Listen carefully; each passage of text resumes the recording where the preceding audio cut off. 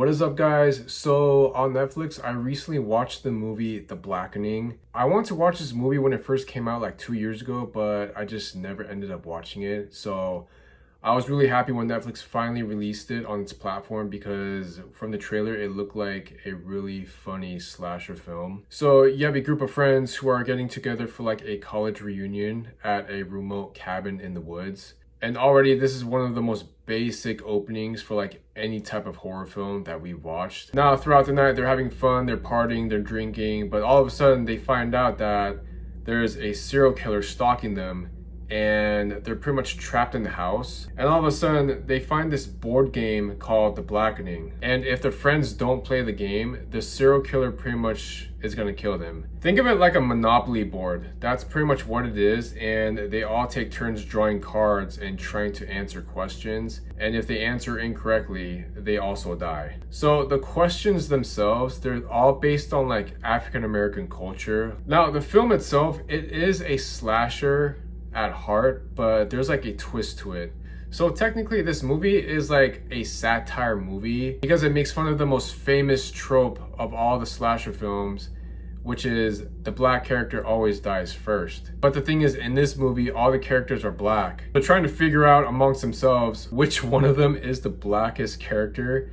And they figure that out by like answering questions from the board game. And they also ask each other questions revolving anything around that has to do with black pop culture. And if you're the blackest character, then you're gonna die. Now, automatically while watching this movie, I already got Saw vibes, Scream vibes, and even Scary Movie vibes. If you've seen those films, that's pretty much what you're gonna get with this film, The Blackening. The characters were all funny. They all had their own personalities. A lot of the one-liners were funny. A lot of like just the jokes that they made, like they were really, really funny. Like I actually caught myself like laughing at a lot of the things that they were saying. It's not really a horror movie per se. I would say it's more like a horror comedy, but more emphasis on the comedy side. It wasn't a perfect slasher film because it was similar to a lot of the other slasher films I've seen before. The only difference is the whole black pop culture references and like just having this film make fun of like the tropes of like black characters. Also the villain itself, I